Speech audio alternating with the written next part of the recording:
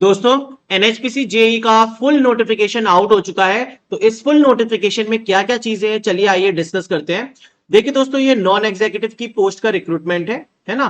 इसके अंदर एनएचपीसी ने जो टोटल वैकेंसीज निकाली हैं वो देखिए, जूनियर इंजीनियर सिविल की वैकेंसीज है टोटल 109। 30 इयर्स एज लिमिट है फॉर यूआर कैंडिडेट, राइट। और इसमें 3 साल का डिप्लोमा मांगा है सिविल इंजीनियरिंग के अंदर, राइट। इसमें बोला है कि हायर टेक्निकल क्वालिफिकेशन जैसे कि B BTech without essential qualification are not allowed.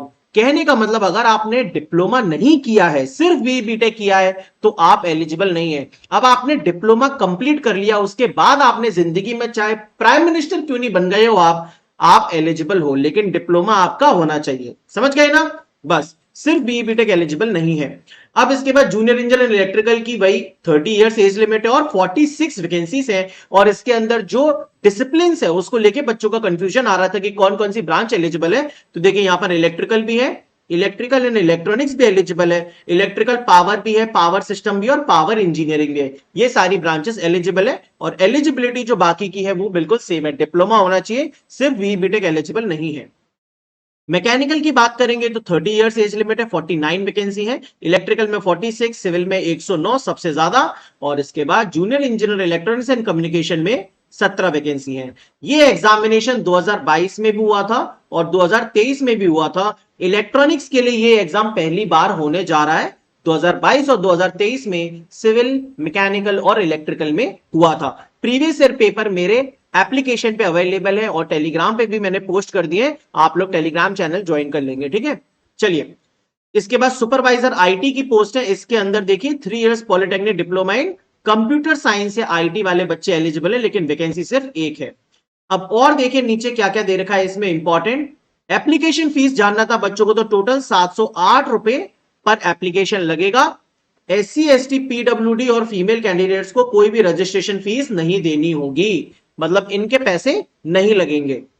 Steps for applying दे रखा है, आप वेबसाइट से अप्लाई कर सकते हैं एनएचपीसी इंडिया की, मैं टेलीग्राम पे लिंक प्रोवाइड कर दूंगा। सिलेक्शन प्रोसेस सेम है जो मैंने अभी थोड़ी देर पहले बताया था कि एक कंप्यूटर बेस्ड टेस्ट होने वाला है, सिर्फ रिटन टेस्ट होगा, ओनली सीबीटी, कोई भी पर्सनल इंटरव्यू नहीं है, राइट। और इसमें डीवी हो जाएगा उसके बाद कॉर्पोरेट ऑफिस फरीदाबाद में। टेस्ट सेंटर्स देखेंगे तो ये सारे के सारे टेस्ट सेंटर्स हैं। आप इस नोटिफिकेशन को मेरे टेलीग्राम से डाउनलोड करके इन टेस्ट सेंटर्स को देख लेना।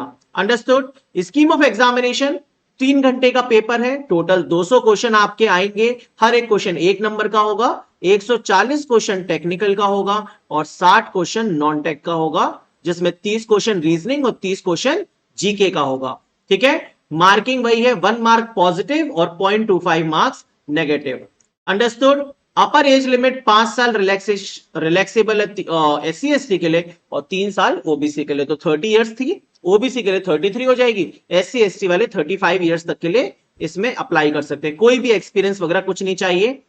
फिर इसके बाद यहां पर दिया गया है कि फाइनल ईयर में अगर कोई बंदा है तो वो एलिजिबल नहीं है। और बच्चे डिप्लोमा लेटरल एंट्री के लिए भी पूछ रहे थे, तो candidates acquired essential diploma through lateral entry are also eligible. अगर आपने आईटीआई के बाद 2 साल का डिप्लोमा किया है, लेटरल एंट्री के थ्रू डिप्लोमा किया है, तो भी आप इसमें एलिजिबल हो, ये साफ साफ यहां पे लिखा है।